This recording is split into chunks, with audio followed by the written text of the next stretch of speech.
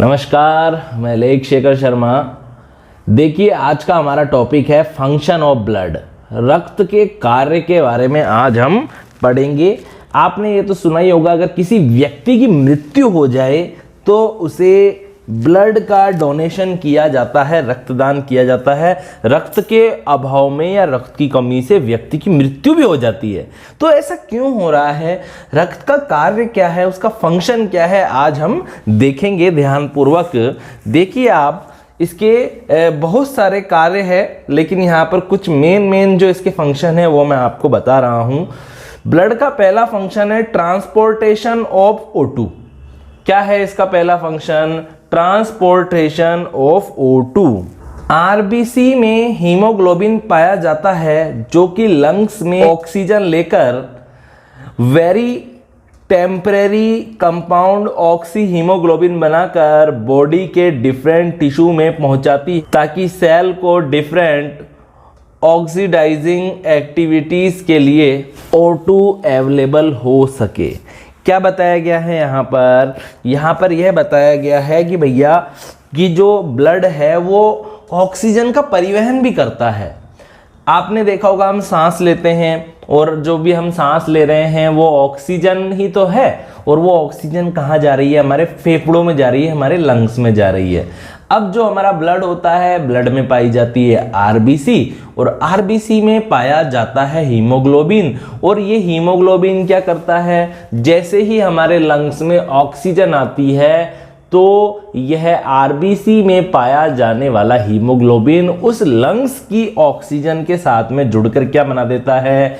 Very temporary compound oxy haemoglobin बना देता है। क्या बना देता है? एक अत्यंत ही अस्थायी जटिल ऑक्सी हीमोग्लोबिन बना देता है। और यह ऑक्सी हीमोग्लोबिन फिर ब्लड के द्वारा बॉडी के विभिन्न ऊतकों में डिफरेंट टिश्यू में पहुंच जाता है, ताकि टिश्यू में पाए जाने वाली सेल को विभिन्न ऑक्सीकारी जैविक क्रियाओं के लिए क्या मिल सके? ऑक्सीजन मिल सके। डिफरेंट ऑक्सीडाइजिंग एक्टिविटी के लिए क्या मिल सके? ऑक्सीजन मिल सके। ये क्या है डिफरेंट ऑक्सीडाइजिंग एक्टिविटी? क्या है? देखिए होता क्या है, आप समझिए। आप खाना खाते हैं, खाने में आप पनीर, चाउमीन, जो भी मिलता है खाते हैं, लेकिन मेन चीज़ क्या खा रहे हैं आप? अरे आप खा रहे हैं कार्बोहाइड्रेट, प्रोटीन और वसा। अब ये आपके एलिमेंट्री कैनाल में जाएगा, वहाँ पे डाइजेस्ट हो जाएगा, और एंड में इससे क्या मिलेगा? Amino acid, glucose, fatty acid, glycerol, ये बन जाएगा डाइजेशन के बाद। उसके बाद में क्या होता है? जो ये ग्लूकोज है ना, ये हमारी इंटेस्टाइन में एब्जॉर्ब होकर ब्लड के द्वारा पहुंच जाता है हमारे टिश्यू में पाए जाने वाली सेल के अंदर, और ऑक्सीजन भी फिर हमारी टिश्यू में जो सेल्स होती है वहाँ पर आ जाती है, और फिर इन फूड पार्टिकल्स का मतलब इन ग्लूकोज का ऑक्सीजन की उपस्थिति में क्या होता है? ऑक्सीडेशन होता है, ऑक्सीकरण होता है। और इसी को क्या बोल रहे हैं? डिफरेंट ऑक्सीडाइजिंग एक्टिविटीज़ कह रहे हैं। तो सीधी सी बात है, सेल में एनर्जी का प्रोडक्शन जब ही होगा, एनर्जी जब ही प्रोड्यूस्ड होगी जब वहाँ पर ऑक्सीजन अवेलेबल होगी। और ऑक्सीजन को टिश्यू में पाई जाने वाली जो सेल है वहाँ पर कौन अवेलेबल करवा रहा है? ब्लड ही तो करवा रहा है। अब दूसरा फंक्शन देखते हैं, transportation of carbon dioxide. Tissue में मेटाबॉलिक एक्टिविटी से CO2 प्रोड्यूस्ड होती है। सीधी सी बात है, अगर भैया चूल्हे के अंदर लकड़ी जलाओगी तो राख और CO2 तो बनेगी। यानी कि मैं क्या कहना चाह रहा हूँ कि हमारी सेल के अंदर भी तो ग्लूकोज का क्या हो रहा है? दहन ही हो रहा है एक प्रकार से, मतलब ऑक्सीकरण हो रहा है, और उससे एनर्जी का उत्पादन हो रहा है। अरे भाई, आप लकड़ी जलाते हो तो ऊर्जा मिलती है ना, लेकिन साथ में CO2 और राख भी तो बनती है। ठीक है, उसी प्रकार से आप कोयला जलाते हो तो भी आपको एनर्जी मिल रही है, हीट मिल रही है, लाइट मिल रही है उससे। ठीक है, लेकिन साथ में CO2 और राख भी तो बनती है। उसी प्रकार से जब ग्लूकोज का ऑक्सीकरण होता है हमारी सेल में, तो सीधी सी बात है एनर्जी प्रोड्यूस होती है, लेकिन साथ में क्या बनती है? CO2 भी बनती है। मेटाबॉलिक एक्टिविटीज से, उपापचयी क्रियाओं से क्या बनती है हमारी बॉडी के अंदर, CO2 बनती है और यह CO2 प्रोड्यूस्ड होती रहती है। ब्लड CO2 को लंग्स तक पहुंचाता है और लंग्स के द्वारा फिर CO2 को बाहर एक्सक्रीटेड कर दिया जाता है, बाहर उत्सर्जित कर दिया जाता है। डिस्ट्रीब्यूशन ऑफ फूड, अब ये रक्त है वो हमारे फूड का डिस्ट्रीब्यूशन किसे कर रहा है, खाद्य पदार्थों का वितरण किस प्रकार से कर रहा है। देखिए, डाइजेस्टिव फूड इंटेस्टाइन में एब्जॉर्ब हो जाता है और एब्जॉर्ब होकर मतलब अवशोषित होने के बाद हमारे ब्लड में डिजोल्व हो जाता है, मतलब हमारे रक्त में घुल जाता है और टिश्यू में ग्रोथ, रिपेयर एंड एनर्जी के लिए पहुंच जाता है। देखो ध्यानपूर्वक, जो भी हम खा रहे हैं वो हमारी जो एलिमेंट्री कैनाल है उसमें उसका डाइजेशन हो रहा है, फिर हमारी जो आंतें हैं, जो हमारी इंटेस्टाइन है, वहां पर ये डाइजेस्टिव फूड क्या होता है, एब्जॉर्ब हो जाता है और एब्जॉर्ब होकर हमारे ब्लड में घुल जाता है। अब ये डिजोल्व जो फूड है इसको ब्लड हमारे बॉडी के प्रत्येक टिश्यू में, सभी के सभी टिश्यू में पहुंचा देता है। किस लिए, ताकि टिश्यू की जो सेल है और जो टिश्यू है वो ग्रोथ कर सके, उनकी रिपेयर हो सके एंड वहाँ पर एनर्जी का प्रोडक्शन हो सके। 4th नंबर पे देखिए, regulation of body temperature, maintain body temperature. सीधी सी बात है, जो ब्लड है वो हमारी बॉडी के टेम्परेचर को भी क्या करती है, मेंटेन करती है, उसका रेगुलेशन करती है। आपने अक्सर देखा होगा कि कोई व्यक्ति है, कोई इंसान है, वो जैसे ही धूप में घूम के आएगा ना या कहीं पे गर्म वाली इलाके पर जाएगा, जैसे अगर आप कमरे में बैठे हो और आप देखो कि लाइट चले गई, पंखा बंद हो गया है, खिड़की भी नहीं है रूम में, तो आप देखेंगे आपका जो फेस है वो रेड रेड सा होने लग जाएगा। क्योंकि क्या होता है, जैसे ही हमारी बॉडी का टेम्परेचर बढ़ने लगता है वैसे ही जो हमारी जो स्किन है और जो हमारी स्किन के अंदर जो ब्लड, जो वीजल्स पाई जा रही है, रुधिर वाहिनियाँ पाई जा रही है, उसमें ब्लड का फ्लो बढ़ जाता है, रुधिर का प्रवाह बढ़ जाता है, ताकि हमारी स्किन ठंडी हो जाए, हमारी बॉडी का टेम्परेचर कम हो सके। आई बात आपको समझ में। इसी प्रकार से अगर क्या हो, अगर इसी प्रकार से अगर सर्दी हो जाए, चारों तरफ जैसे हमारी स्किन ठंडी होने लग गई, शरीर ठंडा होने लग गया, तो बॉडी के जो स्किन है उसमें ब्लड का फ्लो क्या हो जाता है, लो होने लग जाता है। तो कुल मिलाकर बॉडी के टेम्परेचर का भी रेगुलेशन करता है, मेंटेनेंस करता है ये ब्लड। साथ ही साथ क्या कर रहा है, ट्रांसपोर्ट ऑफ हार्मोन्स, हार्मोन का एंडोक्राइन ग्लैंड द्वारा ब्लड में सीक्रेशन होता है। ब्लड इन हार्मोन को different biological system and reaction को रेगुलेट करने के लिए डायरेक्टेड साइट पर पहुंचा देता है।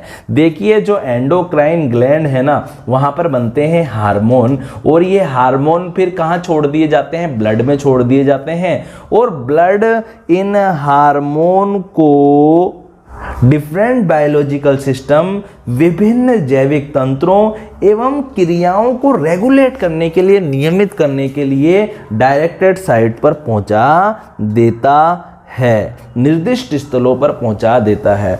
देखो आप समझो ध्यानपूर्वक, जैसे हार्ट है, अब माना कि एड्रिनल ग्लैंड है जो हमारी किडनी के ऊपर पाई जाती है, किडनी के ऊपर जो ग्लैंड पाई जाती है ना, उसको अधिवृक्क ग्रंथि या क्या बोलते हैं, एड्रिनल ग्लैंड कहते हैं। अब इससे ना एड्रिनलिन हार्मोन का सीक्रेशन होता है। अब जैसे सुनो, हमारे सामने कोई ऐसे जानवर आ गया भयानक, कोई सांड आ गया या कोई बड़ा कुत्ता आ गया, एकदम से हमारे पीछे भाग रहा है, तो आप देखेंगे तो जो हमारा हार्ट तेजी से धक धक धक धक करने लग जाएगा, डर के कारण। आ रही है बात आपको समझ में? ऐसा क्यों हो रहा है? ऐसा इसलिए हो रहा है क्योंकि जैसे ही भयंकर परिस्थिति कोई आई तो आपकी एड्रिनल ग्लैंड से एड्रिनलिन हार्मोन निकला और वो आपके ब्लड में मिल गया और फिर ब्लड से कहाँ पहुंच गया, निर्दिष्ट स्थल पर पहुंच गया, डायरेक्टेड साइट पर पहुंच गया। और डायरेक्टेड साइट कौन सी है? हमारा हार्ट है। और हार्ट में फिर ब्लड का फ्लो क्या हो गया, बढ़ गया, इंक्रीज हो गया।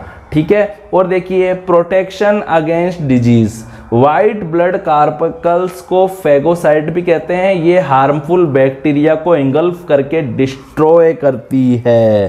क्या बोल रहा है कि जो श्वेत रुधिर जो कणिकाएं हैं जिन्हें फेगोसाइट भी कहते हैं, क्या कहते हैं, भक्ष्यकाणु भी कहा जाता है इन्हें हिंदी के अंदर। ये क्या कर लेती है, जो हार्मफुल बैक्टीरिया है, जो हानिकारक जो जीवाणु हैं, उनको इंगुल्फ कर लेती है, क्या कर लेती है, उनका भक्षण कर लेती है और उनका फिर भक्षण करके उन्हें डिस्ट्रॉय कर देती है। साथ ही साथ बाहर से बॉडी में आए हुए हार्मफुल एवं pathogenic bacteria, virus and external protein जिसे एंटीजन कहते हैं, उन्हें किल करने के लिए एंटीबॉडीज भी प्रोड्यूस करती है। साथ ही साथ क्या कर रही है, ब्लड के अंदर पाए जाने वाली जो WBC है ना, ये क्या करती है, बाहर से बॉडी के अंदर कोई हानिकारक, कोई रोगजनक, कोई बैक्टीरिया आ गया, कोई वायरस आ गया या कोई बाह्य प्रोटीन आ गया, और इन्हें प्रतिजन कहते हैं। और इन प्रतिजन को मारने के लिए, इन्हें निष्क्रिय करने के लिए क्या बना देती है, ये एंटीबॉडी का भी निर्माण करती है। और एंटीबॉडी इन हार्मफुल पैथोजेनिक बैक्टीरिया, वायरस और एक्सटर्नल प्रोटीन जिन्हें एंटीजन कहते हैं, इन्हें नष्ट कर देती है या इन्हें इनएक्टिव कर देती है, इन्हें निष्क्रिय कर देती है। रिपेयर ऑफ इंजरी, WBC और leucocyte induced the cell of the injured body region for necessary growth. आपके चोट लग गई, ठीक है, या फिर किसी भी व्यक्ति के अगर कोई चोट लग जाती है, तो जो ब्लड में पाए जाने वाली जो WBC है ना, जिसे ल्यूकोसाइट भी कहते हैं, ये इंजर्ड बॉडी रीजन, जो वह भाग शरीर का जहां पर चोट लगी है, जो शरीर का जो क्षतिग्रस्त भाग है, उस स्थान की सेल को प्रेरित करती है, इंड्यूस्ड करती है नेसेसरी ग्रोथ के लिए। ठीक है, तो ये यही तो बोल रहा है। देखिए आप, WBC और leucocyte induced the cell of the injured body region for necessary growth. जो WBC पाई जा रही है ब्लड के अंदर, वो शरीर के जो भाग है जहाँ पर कोई जख्म लग गया है, जहाँ पर कोई चोट लग गई है, उसे भरने में विशेष महत्वपूर्ण भूमिका निभाती है। श्वेत रुधिर कणिकाएं अर्थात ल्यूकोसाइट, जो क्षतिग्रस्त जो बॉडी का जो पार्ट है, उसकी कोशिकाओं को वृद्धि करने के लिए प्रेरित करती है ताकि घाव को भरा जा सके। Formation of blood clotting, the blood clot form quickly on bleeding from an injury and wound। जो ब्लड है उसके अंदर क्या पाया जाता है, कुछ ऐसे पदार्थ पाए जाते हैं और कुछ ऐसे कैल्शियम आयन पाए जाते हैं, जो जैसे ही चोट लगती है और ब्लड फ्लो करने लगता है, तो उसी दौरान क्या होने लग जाता है, the blood clot form quickly on bleeding form an injury and wound. जब चोट लग जाती है, कोई इंजरी हो जाती है या कोई घाव हो जाता है, तो जैसे ही रक्त निकलने लगता है, तो कुछ समय पश्चात वहां पर क्या हो जाता है, ब्लड क्लोटिंग करने लग जाता है। ब्लड क्या हो जाता है, क्लोट करने लग जाता है, रुधिर का थक्का बनने लग जाता है और रुधिर बहना बंद हो जाता है, और इससे घावों के भरने में भी हेल्प मिलती है। Transport of excretory waste, metabolism के दौरान एक्सक्रेटरी प्रोडक्ट जैसे यूरिया एंड यूरिक एसिड को किडनी तक पहुंचाने का कार्य ब्लड ही करता है। यहाँ पर देखो, मेटाबॉलिक जो एक्टिविटीज हो रही है बॉडी के अंदर, मतलब कि उपापचयी जो क्रियाएं हो रही है, उपापचयी क्रियाओं का मतलब क्या है, बिग पार्टिकल का, जैसे जो कॉम्प्लेक्स जो पार्टिकल है उनका सिंपल पार्टिकल में कन्वर्ट होना, फिर वापस सिंपल पार्टिकल से कॉम्प्लेक्स पार्टिकल का बनना, यही तो क्या है, मेटाबॉलिज्म एक्टिविटीज है। और इस दौरान क्या हो रहा है, बहुत से एक्सक्रेटरी प्रोडक्ट बनते हैं, बहुत सारे एक्सक्रेटरी मटेरियल बनते हैं। और इन एक्सक्रेटरी मटेरियल कौन कौन से हो सकते हैं, जैसे यूरिया हो सकता है, यूरिक एसिड हो सकता है। तो इनको बॉडी की प्रत्येक सेल से ब्लड ही कहाँ तक पहुंचाता है, किडनी तक पहुंचाता है, और फिर किडनी द्वारा इसे बाहर शरीर के निकाल दिया जाता है। Water balance, water physiological substances का एक्सचेंज एंड ट्रांसपोर्ट करता है। जो जल है ना, वो दैहिक पदार्थों का विनिमय व परिवहन करता है, और इसलिए जल बहुत ही महत्वपूर्ण घटक होता है। बॉडी में all biochemical reactions liquid water medium में ही होती है। यहाँ पर शरीर के अंदर जितनी भी जो जैव रासायनिक क्रियाएं, जितनी भी जो बायोकेमिकल रिएक्शन है, जो भी जैव रासायनिक जो प्रक्रियाएं हैं वो सभी की सभी तरल जलीय माध्यम में ही होती है।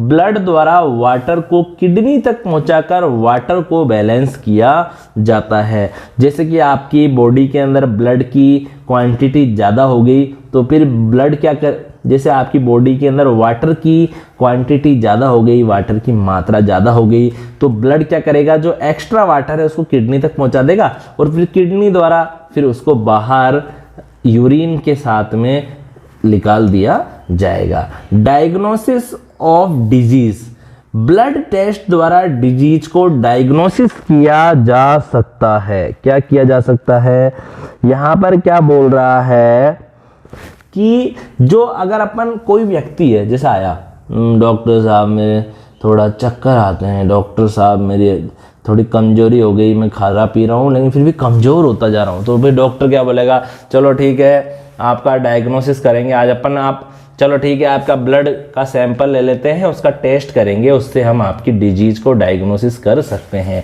तो कुल मिलाकर ब्लड टेस्ट के द्वारा आप किसी व्यक्ति की बॉडी में पाए जाने वाली डिजीज को भी डायग्नोसिस कर सकते हैं, उसके रोग का निदान कर सकते हैं, उसका पता लगा सकते हैं। ब्लड में डिफरेंट कंपोनेंट एंड केमिकल्स की प्रॉपर एग्जामिनेशन करके डिजीज का डायग्नोसिस किया जा सकता है। देखो अगर कोई डिजीज है तो सीधी सी बात है, डिजीज है तो विभिन्न प्रकार के जो कंपोनेंट है, विभिन्न प्रकार के जो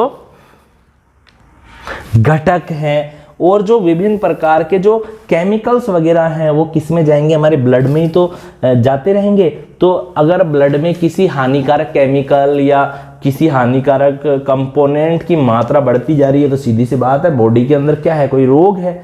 ठीक है, तो ब्लड टेस्ट द्वारा डिजीज को डायग्नोसिस किया जा सकता है। ब्लड में डिफरेंट कंपोनेंट एंड केमिकल की प्रॉपर एग्जामिनेशन करके डिजीज को डायग्नोसिस किया जा सकता है। किसी व्यक्ति का ब्लड सैंपल ले लेते हैं, अब ब्लड के अंदर कौन सा हानिकारक पदार्थ ज़्यादा है और उस हानिकारक पदार्थ को पहचान कर ही उसमें पाए जाने वाले रोग के बारे में बताया जा सकता है। तो आई होप जो आज अपन ने फंक्शन ऑफ ब्लड के बारे में पढ़ा है वो आपको समझ में आ गया होगा। आप सभी अपना ख्याल रखिए, सभी को टेक केयर।